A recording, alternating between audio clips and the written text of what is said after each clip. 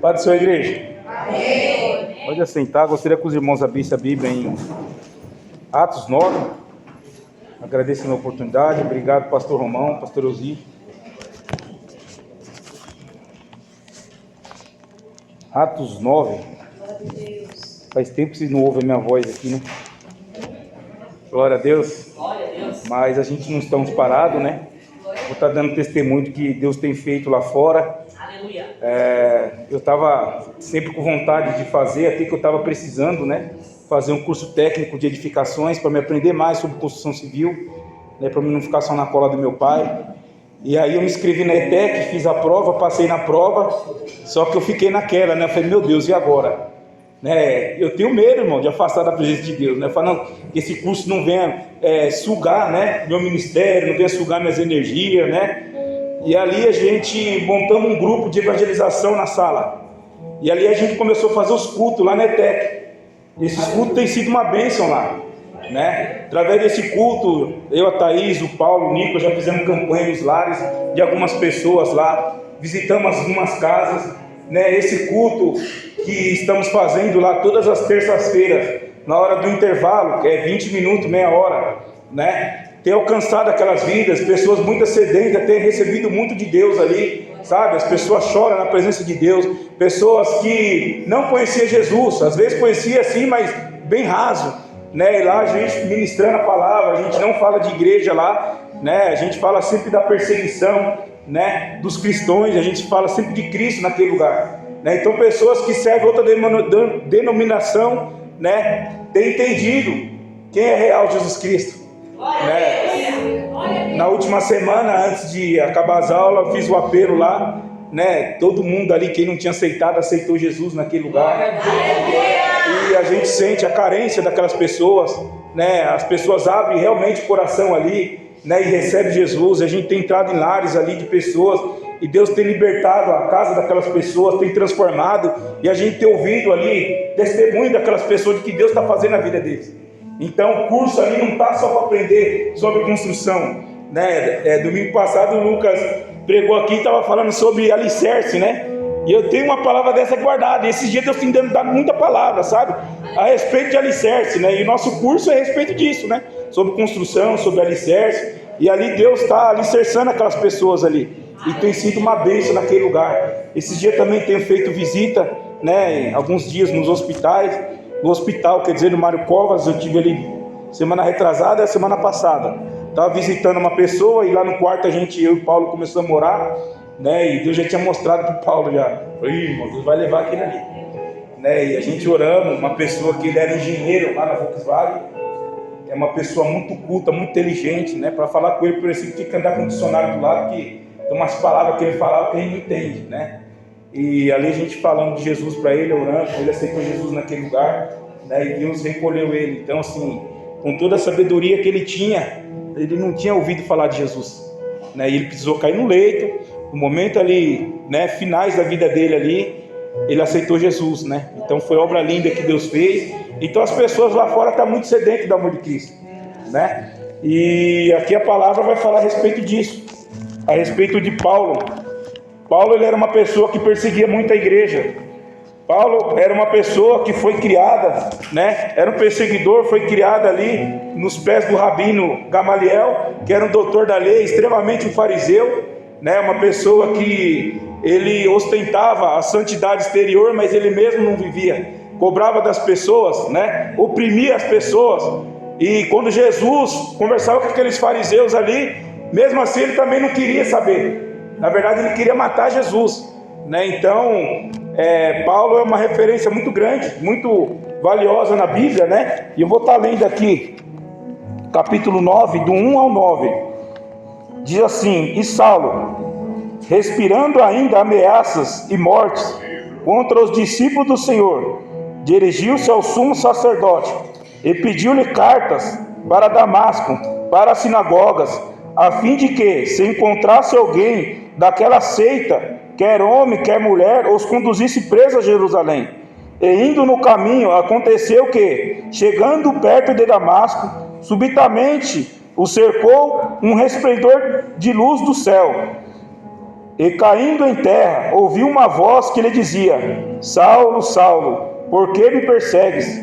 E ele disse: Quem és o Senhor? E disse o Senhor: Eu sou Jesus, a quem tu persegues. Dura coisa te é dar coices contra os agrilhões. E ele, tremendo e atônito, disse: Senhor, que queres que eu faça? E disse-lhe o Senhor: Levanta-te, entra na cidade, e lá te será dito o que convém fazer. E os homens que iam com ele pararam espantados, ouvindo a voz, mas não vendo ninguém. E Saulo levantou-se da terra, e abrindo os olhos não via ninguém. E guiando-o pela mão, o conduziram a Damasco. E esteve 3 dias sem ver, e não comeu e nem bebeu. Só até aqui, irmãos. Então, a Bíblia aqui, até aqui, ele era considerado como hebreu, né? O nome dele era Saulo. Depois que Jesus transformou ele para romano, colocou como Paulo. E ele ali estava com as cartas em mãos, né? Dado por Gamaliel, para perseguir a igreja do Senhor, né? Só que no caminho, ele teve um encontro real com Deus. Eu entendo, lendo a palavra aqui, a gente vê que ele estava com aquela carta para estar perseguindo, para estar queimando a casa dos cristãos, para estar matando os cristãos, assim como ele fez em Atos 8, né, que ele perseguiu Estevão ali, ele estava junto quando matou Estevão, apedrejado ali, né, e Deus fez com que ele tivesse um encontro real no meio do caminho. Então essas cartas que uma hora era para matar os cristãos, hoje ele fez aquelas cartas para que dá vida. Ele fez o maior número de cartas na Bíblia. Ou seja, naquele momento que mais causador na nossa vida, é ali que Deus vai nos usar lá na frente. Ele de perseguidor, ele passou para ser perseguido. Então no momento que ele mais passava aquela dor ali, que ele perseguia aqueles cristãos para matar, né, para queimar aquela casa daquelas pessoas ali, ele teve um encontro real com Deus. E muitas das vezes a gente temos um encontro real com o Senhor, mas as lutas, as dificuldades, as tribulações, né, as diversidades da vida faz com que a gente fraqueje no meio do caminho e nós queremos abandonar o Senhor, às vezes por coisas simples, por coisas fúteis, né, às vezes por um olhar de um irmão ou de uma irmã, a gente queremos abandonar o caminho do Senhor. E a gente lê a palavra de Deus aqui, lê no caminho de Paulo, a gente percebe que Paulo era um perseguidor de cristão, e agora ele era um convertido. Imagine como que era a cabeça de Paulo, né? Sabendo que ele foi um perseguidor, e hoje ele ali está sendo perseguido, e ele está pregando a palavra do Senhor. E muitas das vezes acontece na nossa vida, a gente conhecemos a palavra, a gente conhecemos o Senhor Jesus, mas as pessoas ficam nos atacando das coisas que a gente fazia outra hora lá no mundo. Mas Deus não vê dessa forma, não vê dessa maneira. Deus, Ele é um Deus de amor, Ele é um Deus de graça, Ele é um Deus de misericórdia, Ele é um Deus que nos ama, Ele é um Deus que nos acolhe, que nos abraça, Ele é um Deus que pega-nos pelo colo, Ele é um Deus que cura a ferida, que tira toda aquela dor da alma, que cura a nossa alma. Ele é um Deus que faz nós levantar do monturo, debaixo ali daquele monte de entulho, e coloca nós no meio dos príncipes e das princesas, assentado numa igreja, subindo num púlpito. Quem imaginava que um dia eu ia subir no púlpito para evangelizar? Quem imaginava um dia que eu ia estar evangelizando lá fora? Sabe? Imagine Paulo, perseguidor da igreja, o que as pessoas pensavam dele. Continuando, decorrendo nesse capítulo 9, gente, vamos ver que Deus preparou uma situação para que ele tivesse um encontro real, para que ele tivesse um sinal do Senhor, um sinal sobrenatural. Que era o quê? Ele tem um encontro com Ananias. Deus falou para ele, quando ele ficou cego ali, para ele seguir para o caminho de Damasco. Aquelas pessoas levou ele até a casa de Ananias, e lá ele ia ter um encontro real com o Senhor.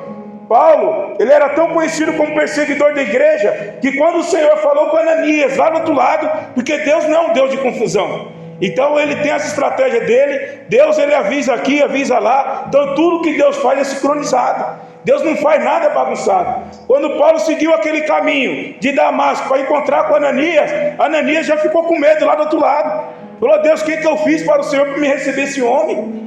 Esse homem vai nos matar aqui na cidade. E muitas das vezes as pessoas pensam isso, irmãos. Às vezes pensam que nós vamos morrer na luta, vai morrer na tribulação, vai morrer na dificuldade. Muitas das vezes a gente pensa que não vamos conseguir pregar, não vamos conseguir orar, não vamos conseguir fazer visita, mas é Deus que capacita, irmão.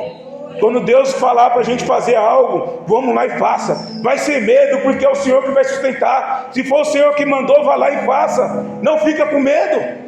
Ananias ficou com medo. Deus falou, não, pode deixar que eu já falei com ele lá. E aí Paulo foi e teve um encontro com Ananias. Chegou lá, ele estava cego, ele ficou 3 dias sem comer, sem beber, já foi jejuando. O homem que era perseguidor da igreja, ele já aprendeu a jejuar logo de cara. De cara ele não comeu e nem bebeu. E ficou cego, ali não estava vendo mais nada do mundo, irmão. Ali ele entrou, com certeza, olhando a Bíblia aqui, certeza não pode dar certeza, mas eu imaginando aqui, ele tendo um encontro com o Senhor. Ele naquela escuridão, que ele não estava enxergando nada. Eu creio que ele teve uma conversa. Ele foi um homem de 3 dias orando ali, jejuando, até chegar ao encontro de Ananias, porque ele não sabia o que ia acontecer com ele. Quando ele chegou lá, Ananias falou tudo que Deus queria fazer na vida dele, que queria usar ele para fazer a obra dele, que queria usar ele para pregar o evangelho, que a partir de agora ele não ia ser mais perseguidor, ele ia ser perseguido e ele ia sair para evangelizar e fazer a obra de Deus. E eu entendo aqui, lendo a palavra de Deus, que naquele momento ali, ele teve um encontro real com o Senhor. Ele teve um encontro genuíno. Porque quando Ananias orou por ele, colocou a mão na cabeça dele, a Bíblia fala que ele estava de cabeça em pó. E Ananias orando por ele, quando ele levantou a cabeça, caiu feito umas escamas dos olhos dele. Ali ele já foi reservado para o Senhor. Ali ele já não tinha mais visão para o mundo. E automaticamente a Bíblia fala que ele foi cheio e foi batizado no Espírito Santo. Irmãos, e muitas das vezes nós jogamos nosso ministério no lixo. Olha a caminhada de Paulo, o que ele tem feito para pregar o evangelho, o que ele tem feito, a conversão da vida dele. E eu e o meu ministério, o teu ministério, muitas vezes a gente jogamos no lixo por causa de nada, por causa de luta, por causa de dificuldade, de tribulação. Se é o Senhor que nos sustenta, irmãos, se é o Senhor que nos dá força, nos dá vigor, por que a gente achamos que nós vamos morrer na prova? Deus não vai deixar nós morrer na prova, não. Deus, ele vai sustentar o nosso ministério. Ele vai continuar usando a minha vida, a tua vida. A gente vamos continuar vendo o sobrenatural do Senhor, Deus fazendo as coisas, milagre, prodígio e maravilha, porque os sinais de Deus seguem aqueles que crêem. Se a gente pararmos de crer no Senhor, nós não vamos ver sinal, não vamos ver mais nada. Na verdade, nós não vamos ver nem nossa vida mais sendo levantada pelas mãos de Deus. Porque se a gente parar de crer no Senhor, a nossa vida, a tendência é estagnar, é frear, é parar, e nada não vai acontecer, nem na nossa vida. Por isso que nós temos que buscar o Senhor, em tempo e fora de tempo, em meio da dificuldade, em meio da tribulação, sempre buscar o Senhor, buscar forças em Deus, irmão. Muitas das vezes acaba a força. Eu não sou super crente, super homem não, tem hora que dá vontade de chutar o balde, sabe? Tem hora que a gente vai na igreja amargurado, triste, mas não pode deixar aquilo tomar conta da nossa vida. Não pode deixar as pessoas, a ingratidão das pessoas às vezes, fazer com que a gente abandone tudo. Sabe? Em Colossenses fala, em 3:23, se não me engano, né, que tudo que a gente fazer, a gente tem que fazer como se fosse para Deus. Porque o homem, ele é ingrato. Eu sou ingrato. Eu já fui ingrato com as pessoas. Às vezes sem a gente perceber, a gente somos ingratos, irmão. Então quando as pessoas forem ingratas com nós temos que perceber que nós também já fomos ingratos. Então a gente temos que entender a palavra de Deus na nossa vida, sabe? Entender a fraqueza das pessoas. Não que a gente vai alisar pecado de ninguém, mas a gente temos que entender a dificuldade que as pessoas têm de caminhar no evangelho. Às vezes um tem uma maturidade maior do que o outro, um está mais alicerçado, um está começando no evangelho, então não pode ter a mesma carga. Então a gente temos que ter o quê? A maturidade para guiar, para cuidar dessas pessoas, para ajudar, sustentar essas pessoas, não ficar julgando, apontando o dedo, não. Não foi para isso que nós fomos chamados. A Bíblia fala que já tem um juiz que vai julgar a nossa vida. Para que nós vamos ficar julgando a vida das pessoas? O que a pessoa deve fazer ou deixar de fazer. Nós temos que fazer o quê? Ensinar o caminho do Senhor, ensinar a palavra de Deus, acolher com amor das pessoas, sabe? Porque a Bíblia fala lá em Coríntios 13, não adianta profetizar, não adianta falar em outras línguas se a gente não tiver amor, nada vai valer, sabe? Tem muitas pessoas que falam bem, pregam bem, mas é uma pessoa arrogante, prepotente, sabe? De vez de ela juntar, ela espalha. E não é isso que Deus foi chamado. Essa pessoa tem que entender o amor de Deus, o amor da Bíblia, o amor do cristão, de que Cristo teve na nossa vida, sabe? Uns têm mais facilidade, né? Paulo ali, ele teve a virada de chave na vida dele, em 3 dias ele estava convertido. E Pedro só foi se converter depois que Jesus morreu. Ele andava com Cristo, ia para baixo, para cima com Cristo, mas sempre ele queria tirar a atitude humana, queria resolver as coisas com a mão dele. Ele cortou a orelha do soldado, ele fez tantas coisas que não era para fazer. O galo cantou, ele negou Jesus. Para ele foi um trabalho mais árduo com ele, mas mesmo assim ele não foi perdido. Jesus sempre insistiu na vida dele. Então muitas das vezes, irmãos, a gente vai pagar preço para insistir na vida das pessoas. A minha conversão não foi da noite para o dia. Eu saí do mundo, tentei sair em 2007 para 2008, e ali foi aquela luta. Eu só fui conseguir pegar no eixo mesmo em 2012, em janeiro. Mesmo assim eu tive muita queda no começo ainda. Não foi fácil. Então é por isso que eu tenho muito amor pelas vidas, porque eu fui uma pessoa que dei trabalho. Eu tive muita dificuldade para entender, para fazer com que o amor de Deus entrasse na minha vida. Às vezes eu mesmo ficava me julgando, por que eu fui certas coisas. Às vezes eu ficava maquinando a cabeça aqui no culto, meu Deus, por que eu fiz aquela tal coisa, sabe? Porque uma coisa, né, Paulo, ele não conhecia Cristo. Ele foi um apóstolo que não viveu com Cristo. De 31 a 36 depois de Cristo foi que Paulo se converteu. Ele não andou junto com Cristo, ele foi um apóstolo andar com ele. Então quando eu fui para o mundo eu já conhecia, eu era um afastado, eu já conhecia a palavra de Deus, que Paulo não conhecia. Pedro andava com Jesus e sabia que era Jesus, e sempre ele queria tomar atitudes humanas. Ele não entendia que não era por forças humanas. Era por quê? Era por amor, era por palavra. O que transforma, o que muda é palavra, sabe? Não adianta a gente tratar com ignorância, que as pessoas não aprendem. O ser humano não aprende com ignorância, ele aprende só com amor. Se a gente for ignorante, a gente vai acabar afastando as pessoas. E Jesus, ele é amor, né? Ele é o sinal do amor da nossa vida. Ele nos amou de uma forma que muitas das vezes nem a nossa família ia amar. Às vezes as famílias rejeitam, mas Deus não rejeita. Para nós entender qual o grande amor que é Cristo. Ele é maior que um amor de mãe, ele é maior que um amor de pai, porque muitas das vezes a mãe pode abandonar, o pai pode abandonar, mas Jesus Cristo, ele não abandona.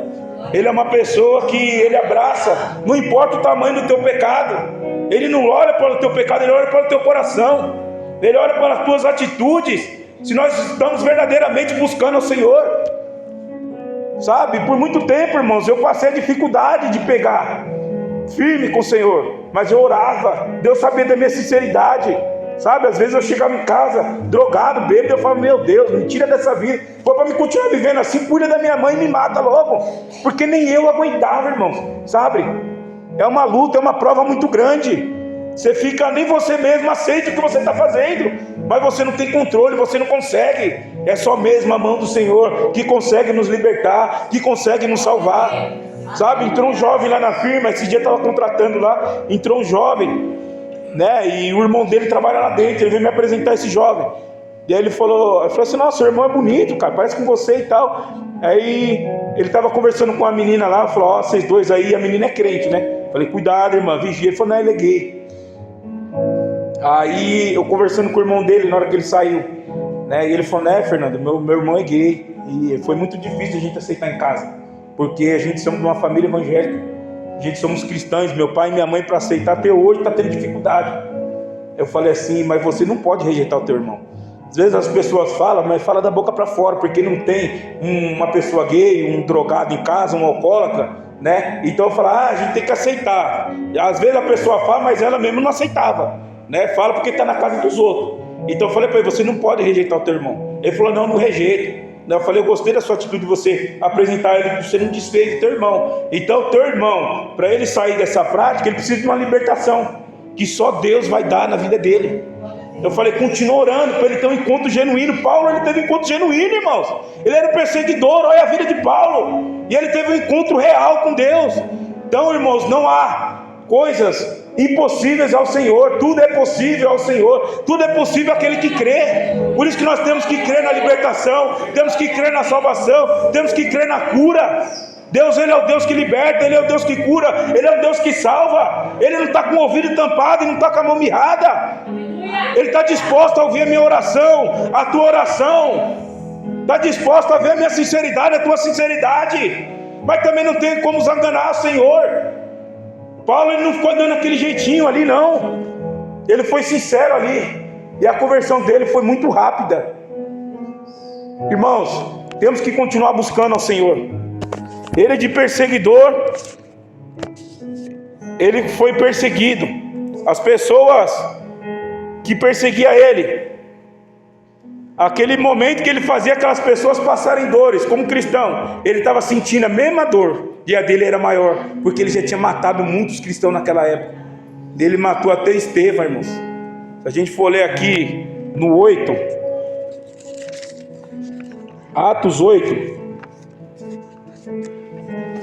uma folha anterior aqui, diz assim: e também Saulo consentiu na morte dele, e fez-se naquele dia uma grande perseguição contra a igreja que estava em Jerusalém.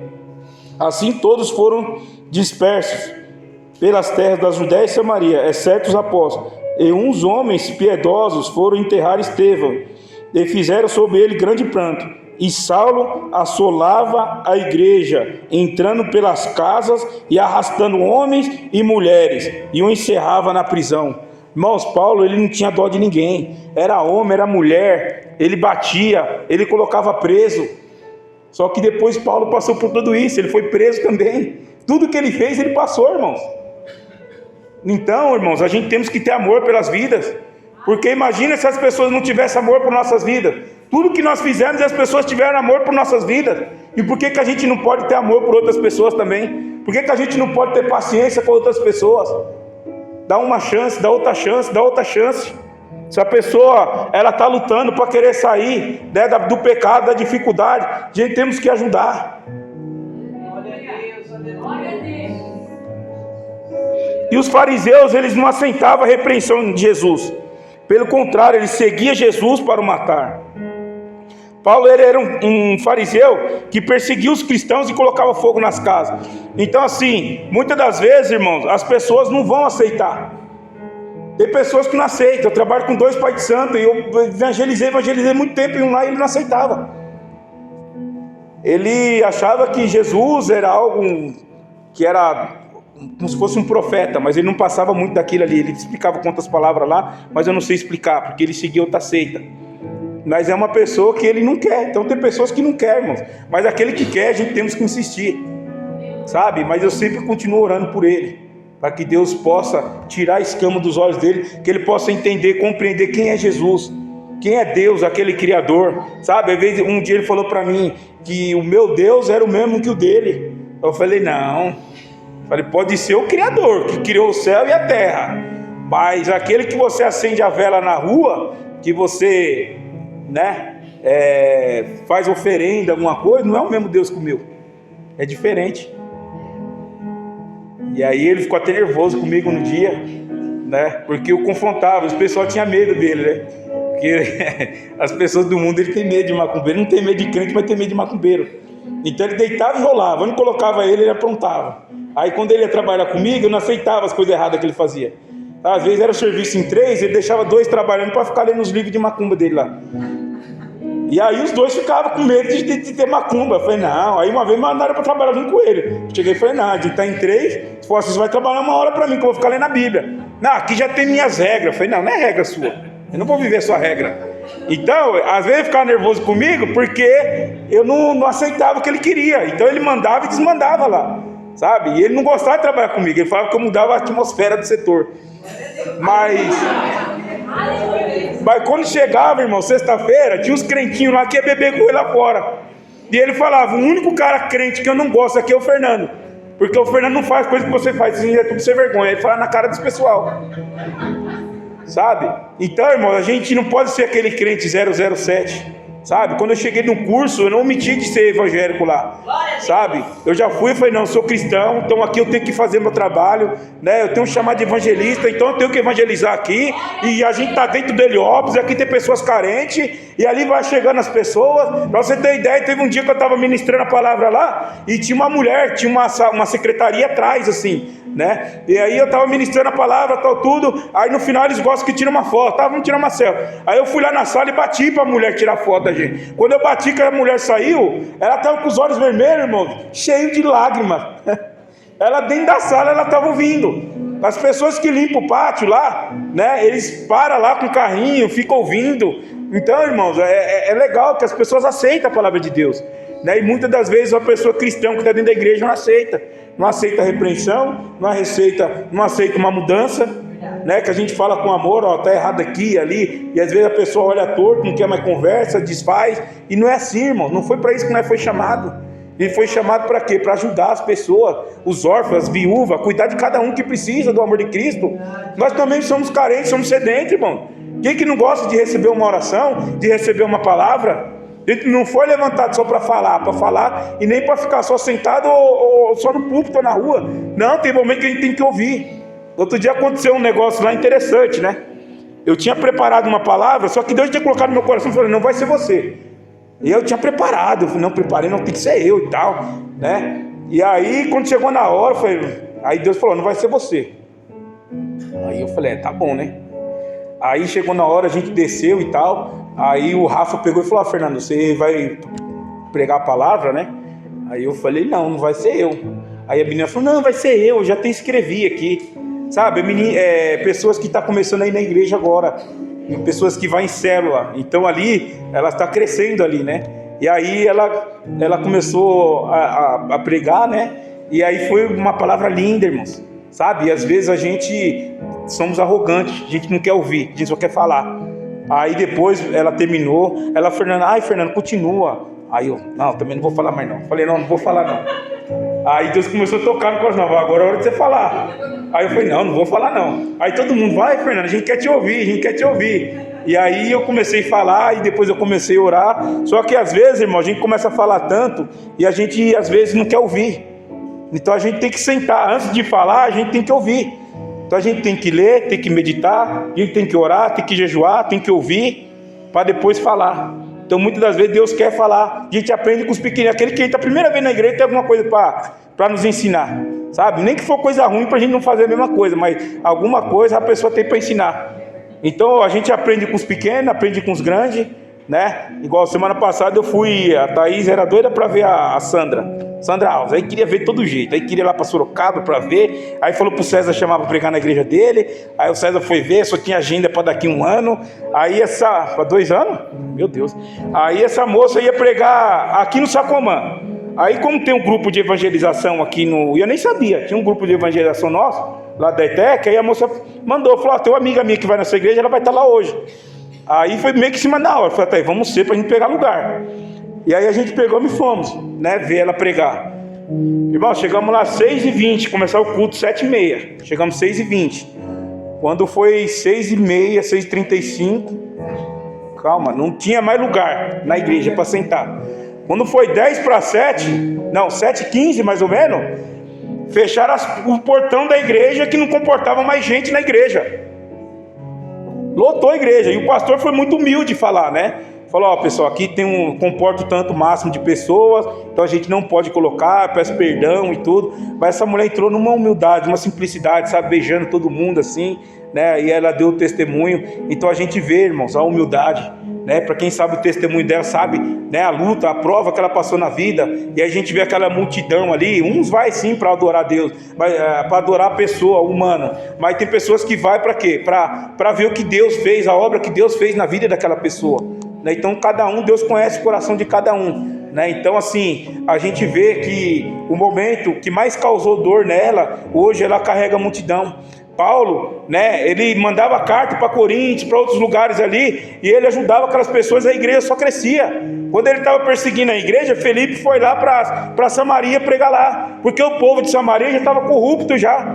já estava se envolvendo com os outros deuses, já virou um crente da Shopee, não sabia mais onde orava, se era no monte ou se era no vale, e ali Felipe foi lá e arrumou tudo. Então, irmãos, às vezes a dificuldade, a perseguição faz com que o nosso ministério cresça, faz com que nós pregamos mais, evangelizamos mais, faz com que a gente entendemos mais a dor das pessoas. E foi assim na vida de Paulo. Paulo, depois que ele parou de perseguir a igreja, que ele começou a pregar, ele escreveu aqui Romanos 8.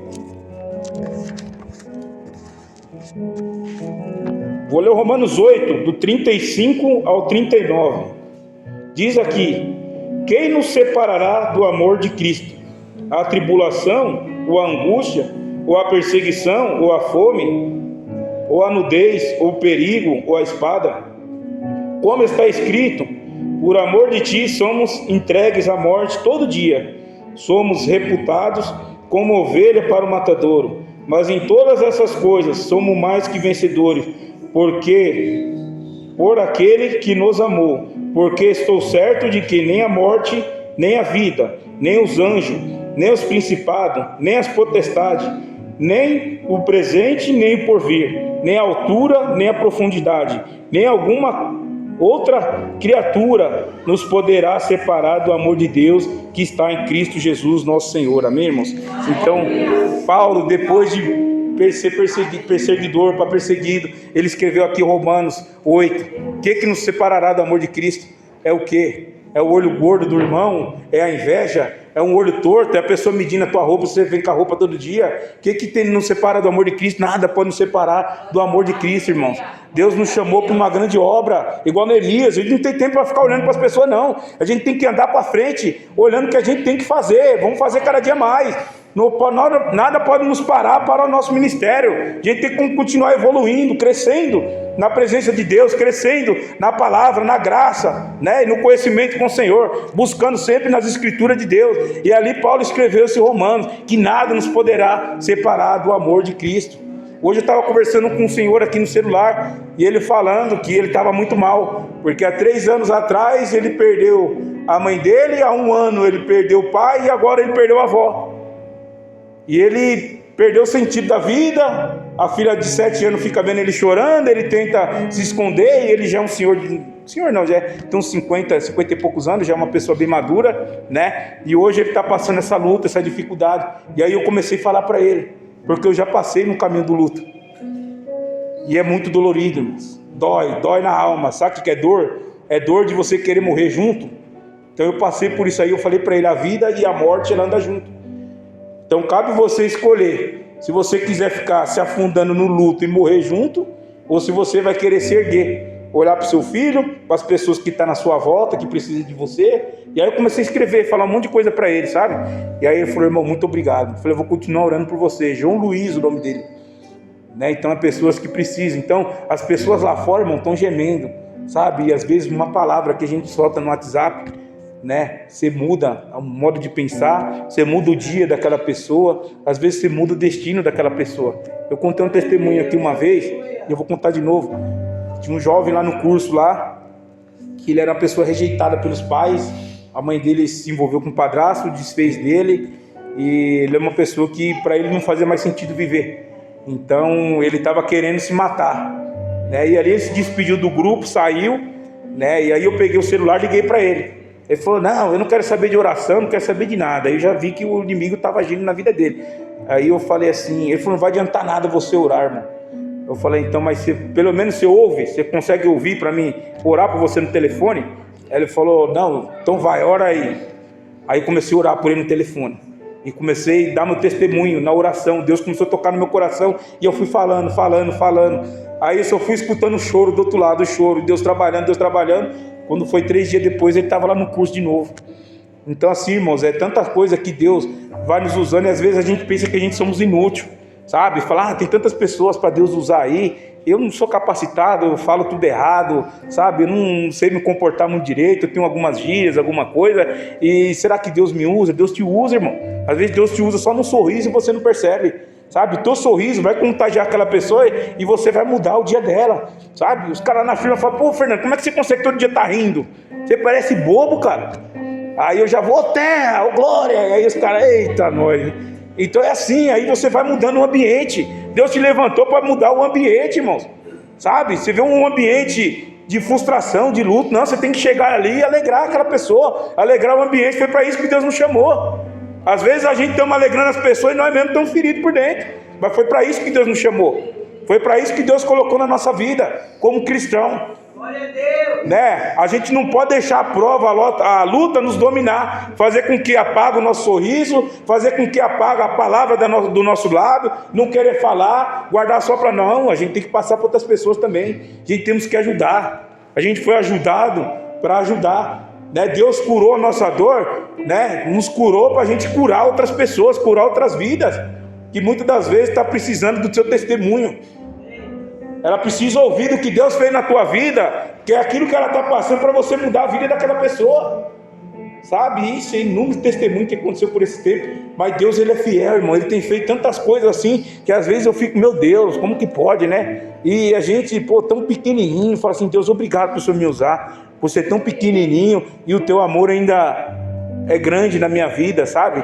E às vezes a gente sentimos inútil, irmãos, mas a gente somos útil. Somos úteis para a nossa família, para os nossos filhos, para a nossa casa, para as pessoas que estão à volta, né? Igual lá na firma, não entra em roda de fofoca, essas coisas. Tem fofoca, eu saio andando, não gosto de fofoca, nem quando era no mundo eu não gostava, né? Então eu já não me impactuo, porque aquilo acaba virando para nós e a gente acaba sendo mal falado, né? Às vezes a gente é mal interpretado por fofoca que a pessoa inventa. Né? A pessoa inventa, o Fernando estava lá, pergunta pro Fernando, aí você vai, poxa, estava mesmo, falou isso aqui, e aí como é que fica? Daqui a pouco não vai ver, é você que está lá, no beco sem saída. Então eu já não gosto muito disso aí, meu negócio é ajudar, se não tiver como ajudar, eu estou saindo fora. Amém, irmão? Então essa palavra que Deus colocou no meu coração, né? Hoje é uma noite de Santa Ceia, não deixe de ceiar, eu não estou aqui para medir a tua vida, se você acha que você pode ceiar ou não pode. A Bíblia fala para nós autoexaminar, né? Então examina a sua vida. Vale a pena você perder a ceia, né? Às vezes por um momento fraco, querer chutar o balde, né? Igual a gente estudamos aqui sobre Paulo, né? Ouvimos aqui a palavra sobre Paulo, a perseguição que ele passou. Vale a pena a gente largar a ceia, largar tudo, largar o nosso ministério, jogar no lixo o ministério, né? Colocar aquilo que Deus colocou na nossa vida para fazer e a gente deixar de fazer? Não vale a pena, irmãos. Tem muitas pessoas carentes, sedentas lá fora. Se você acha que você tem prova, que você tem luta, irmão, se você ir lá fora para ver, irmão, tem pessoas gemendo, sabe? Aquele homem que devia ter muito poder aquisitivo ali, por ele ter um cargo bom, ele morava no Jardim São Caetano lá, e ali o recurso dele, o Romão, que é doutor aí, ele vê muito isso aí, né? Não pôde salvar a vida dele, né? Mas aí foi o quê? Foi o Fernandinho, foi umas pessoas de Deus Amor, que foi lá levar o tesouro maior da vida dele, que não era o conhecimento, era Jesus, né? Foi o Paulo, né? O Paulo orou por ele. E então é assim, irmãos, né? Então a gente, como pequenininho, a gente tem que levar o quê? O que mais a gente tem valioso é Jesus Cristo. Às vezes a gente não tem nem dinheiro para comprar uma cesta básica para ajudar uma pessoa, mas a gente podemos orar para que Deus toque no coração de alguma pessoa que tem condição de dar aquela cesta e levar aquela cesta, né? Porque muitas vezes a pessoa precisa matar a fome, precisa pagar uma conta. A oração não vai fazer que aquela conta some, não, tem que pagar, né? E às vezes a gente não tem recurso, mas a gente tem um Deus que pode todas as coisas, um Deus que pode mover coração de pessoa, né? Para que faz, igual esses dias eu bati o carro, e aí eu falei, meu Deus, e agora, né? A situação já estava ruim, ainda fui e bati o carro. Aí eu falei, amém. Aí no outro dia eu estava lá na firma, eu falei, meu Deus, e agora? Tem que pagar essa moto desse rapaz, pagar o carro, né? E falei, amém, né? Aí eu fiz lá as cotações, tal, tudo. Aí chegou uma mensagem para mim, falou, Fernando, você bateu o carro, tal? Aí eu falei, bati, eu fiquei sabendo e tal. Aí quando foi ver, irmãos, chegou um Pix no meu celular, que era o valor que era para mim arrumar o carro, sabe? Então assim, nos 45 do segundo tempo, né? Na hora que Deus vai nos testando, até na onde você aguenta, sabe? Mas Deus, ele não vai abandonar, não vai deixar a gente passar por envergonhado, não. A gente continuar firme com o Senhor, ele vai agir ali no momento certinho. É hoje, então vai, né? Outro dia tinha uma fatura para pagar, eu falei, meu Deus, e agora para pagar essa fatura? Tava faltando dinheiro. Aí Deus também enviou um anjo, 10 e pouco da noite, eu pensei que nem dá para pagar mais. Aí a pessoa falou, não, manda aí que eu pago para você, sabe? E aí a gente vê, fala, como os cuidados do Senhor é nos detalhes. Deus nunca deixou faltar nada, sabe? Tem uma vez que a gente tava numa luta tão grande, não tinha nem dinheiro para comprar leite. Aí minha mãe, eu passei no mercado e vi um NAN baratinho. Chegava barato o leite, já não tinha mais, né, Thaís? A Lívia era bebezinha, porque a gente tava gastando muito dinheiro com ela, porque ela tinha refluxo. E aqueles remédios de refluxo era muito caro, né? Mas assim, irmãos, Deus nunca deixou passar por vergonhado, sabe? Aí até a hora que a gente fala, não, agora não tem pra onde, não tem saída mais. Agora é eu e o mar. Aí Deus vai e faz aquele mar abrir e a gente passar no meio daquele mar. Fala, meu Deus, não tinha saída nenhuma, só tinha água. Aí Deus fez a gente passar. E aí envergonhado, irmãos, e confundido é aquele que quer ver a nossa derrota, sabe? Porque aquele que está por nós, quem será contra nós? Ele é maior que todas as outras coisas. Amém? Então essa palavra que Deus colocou no meu coração. Você que pode ficar em pé para a gente fazer uma oração em cima dessa palavra.